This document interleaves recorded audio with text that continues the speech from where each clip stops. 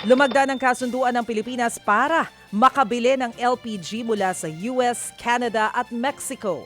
Ayon sa LPG Marketers Association, inaasahang kukumpirmahin ng gobyerno ang order ng Pilipinas para sa 66 na milyong kilo ng LPG. Pinaplansya na rin daw ng gobyerno at pribadong sektor kung kailan makakapasok ng bansa ang mga shipment. Target daw sana itong makuha sa pagitan ng May 15 hanggang June 1. Nasa 2.5 billion pesos daw ang halaga ng supply ng LPG na ibebenta kalaunan sa pribadong sektor. Ayun lang ang layo ng panggagalingan. So kahit may supply tayo, mahal pa rin yan. Oo, mahal pa rin po mga kapatid. Sa iba pang balita, ipapabid na raw po ng gobyerno ang kontrata para nga po sa rehabilitasyon sa hilagang bahagi ng EDSA.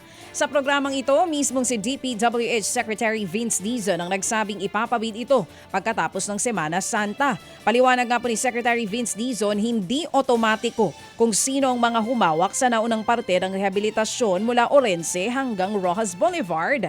Ay sila rin mismo ang magsasaayos ng bahagi ng Orense hanggang sa monumento. Tiniyak naman niyang dadaan ito sa mabusisi at transparent na bidding. Maganda naman po dyan, very transparent na tayo. Sisiguraduhin talaga natin na kalidad ang gagawa. Hopefully po, makakasimula na tayo bago magtag-ulan. Pero ang problema lang natin, medyo babagal tayo pagdating ng tag-ulan kasi syempre hindi natin pwedeng i-risk yung quality kapag umuulan.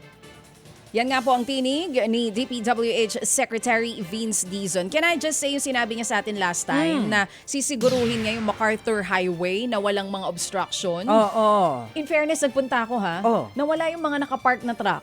Ay, Sabi ko nga, sana talagang hindi lang Semana Santa, sana everyday. Oo. Nagulat Dire-diretso ako. na. Yung mga nakapark ng mga sasakyan, nakahambalang dun sa gilid, sa kalsada mismo, nawala. Oh, that's nice. Oo. At least nakita nating may nagtatrabaho pala. Tama, dapat. Oo. Samantala mga kapatid, umaasa ang mga mangingisda na makakatanggap na sila ng subsidiya mula sa gobyerno ngayong tapos na ang Semana Santa. Sa programang ito, sinabi ni Pamalakayan National Chairperson Fernando Hicap na wala pa raw sa kanilang hanay ang nakakatanggap ng tulong pinansyal. Aniya, kailangan na ng tulong ng mga mangingisda lalo't malaking parte ng kanilang operasyon ang gasolina at diesel. Katunayan, marami na raw sa kanila ang isang buwanang hindi pumapalaot.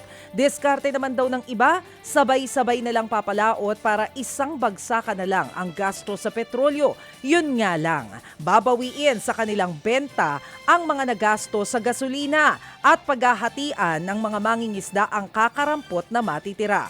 Posibleng makaapekto rin daw ito sa supply ng isda sa merkado.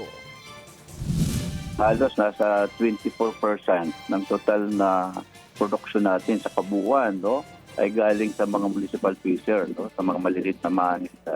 Na ito yung direktang tinatamaan dito sa pagtaas ng gasolina. At ang isang problema nga dito, DJ and Maricel, kahit tumataas yung presyo ng gasolina, hindi rin tumataas yung bilis sa amin na natili yung farm gate. Yan po ang tinig ni Fernando Hicap, ang National Chairperson ng Pamalakaya. Nanawagan naman po ang isang mambabatas na silipin ang taas pasahe para sa mga roro. Sabi po ni Quezon 3rd District Representative Reynate Arrogancia, 2 beses kasing nagtaas ng pamasahe sa loob ng 3 buwan na ang mga roro vessel. Anya, hindi porket liberalized ang pamasahe sa mga barko ay maaari na pong magtaas ng walang paliwanag. Anya, may otoridad ang marina na maglabas po ng alituntunin para matiyak na reasonable ang sigil sa pasahero at para sa cargo. Dapat daw ay tignan ng marina kung sapat ang taas pasahe at silipin ng Philippine Ports Authority o PPA kung labis-labis ang singil sa mga pantalan at terminal. Lumobo pa lalo ang utang ng Pilipinas na naitala sa 18.16 trillion pesos sa pagtatapos ng Pebrero. Mas mataas ito kumpara sa 18.13 trillion noong Enero. Lagpas 7% rin ang nadagdag sa balanse ng Pilipinas mula sa 16.63 trillion pesos noong February 2025. Higit 68% ng utang ay hiniram mula sa local sources, habang ang natitirang bahagi ay inutang sa labas ng bansa dahil mas malaking bahagi ay galing sa domestic sources. Nabawasan daw ang exposure ng Pilipinas sa galaw ng piso kontra dolyar.